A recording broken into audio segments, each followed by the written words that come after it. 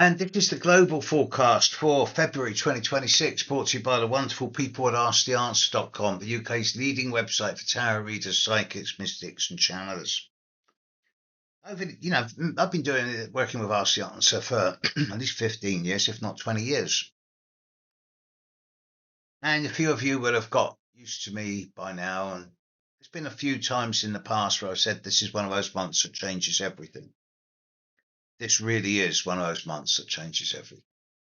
There's a lot going on. So let's deal with the order of things and then we'll summarize it. We start off with the annual Leo new full moon on February the 1st.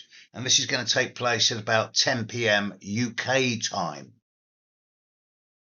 That'll be on the 2nd in Australia, New Zealand, and the other side of the world from me. Now, as full moons go, this isn't a major one. However, you can bet your bottom dollar that there's going to be some pretty big explosive actions in certain regions of the world. Middle East comes to mind. And this is followed a few days later on the 4th of February by Uranus stationing and getting ready to move forward, stopping going retrograde and moving forward in Taurus for the final time in 77 years. Because in a few months' time, Uranus is going to move into Gemini for the next 7 years, and it'll be leaving Taurus alone. So a lot of the changes of recent times are about to yield results this month. We then get to what I see as the business end of the month. Saturn will move from Pisces into Aries on the 14th of February. Saturn will pass over the very beginning of the zodiac. This will happen just after midnight UK time, so it's going to be happening on the 15th in India, Australia. It's only in the West, in the American and the European hemisphere, but it's going to be on the 14th.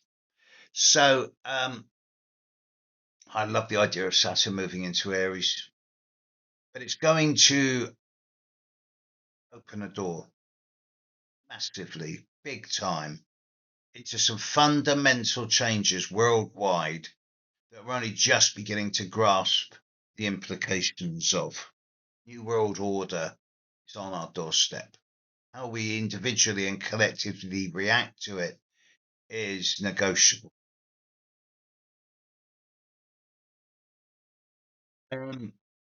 This is immediately followed after the 14th and Saturn moving into Aries by on the 17th, 3.5 days after Saturn moves into Aries, around midday UK time, there is a total eclipse of the sun at 28 degrees of Aquarius. This is only going to be visible from the Antarctic, but for this to be happening at the time of Saturn and Neptune being together and both moving into Aries at the start of the zodiac tells me that this really is a time of endings and new beginnings. A lot of old power structures are coming to an end, and the new has yet to be determined.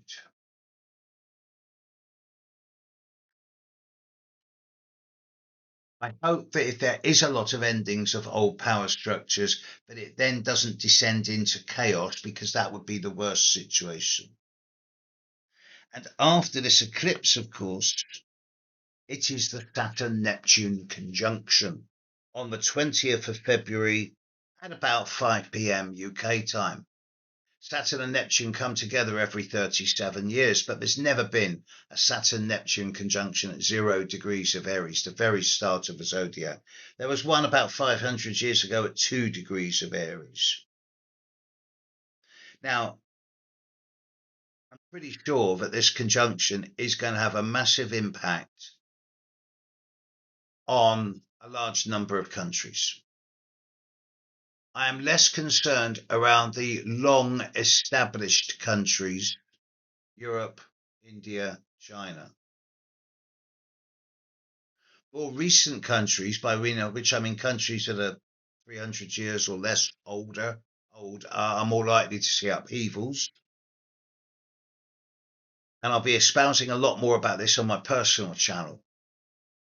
But the Saturn-Neptune conjunction is going to bring on the negative side, it's going to dissolve a lot of the old structures and bring an element of chaos, nebulousness, uncertainty, and confusion into the world order. It's also going to bring sudden surgical actions without any afterthought. Now, that's a negative way of looking at it.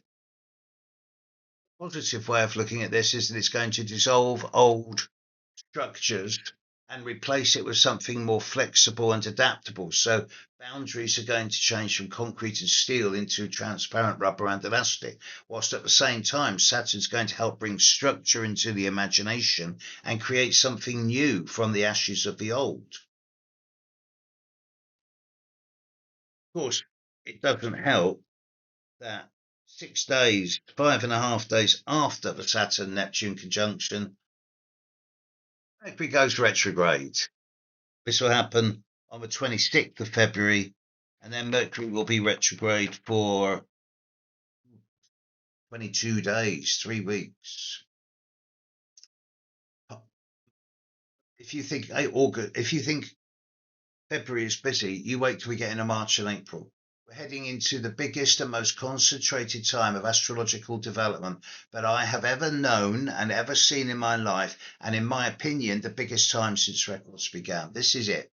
This is the time we've been dreaming of for years to come, for years and years and years in the past, and this is it. So,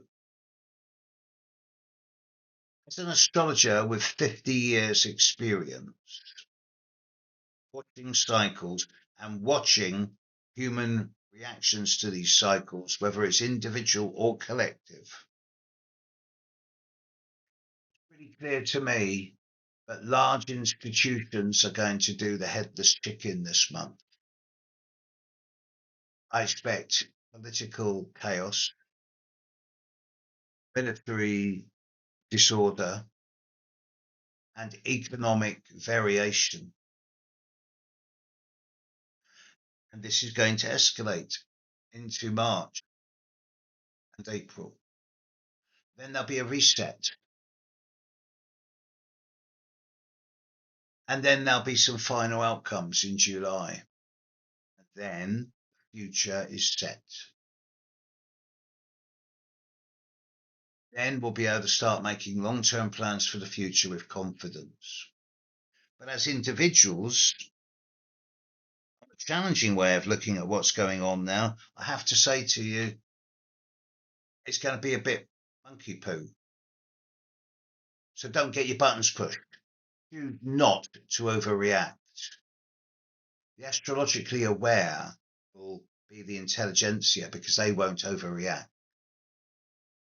There is a positive way of looking at this, and that is for individuals, this coming month is a time to become much more projective and assertive without being confrontational and aggressive, and to establish oneself as becoming self-empowered, self-employed, self-reliant. And I think that, in many ways, is the best hope for the next few months. The more you depend on other people or the nanny state for your well-being, the more difficult it's going to be. So self-reliance is the name of the next few weeks, the next couple of months. February 26th. If the world were my client and I was advising them how to deal with it, I'd be saying, buckle up, Teflon coated, get ready for a bumpy ride. Not going to affect you individually, probably, but you're not going to get outcomes for about another 9 or 10 weeks. Hang in there, and as best as you can, enjoy the ride. Catch you later.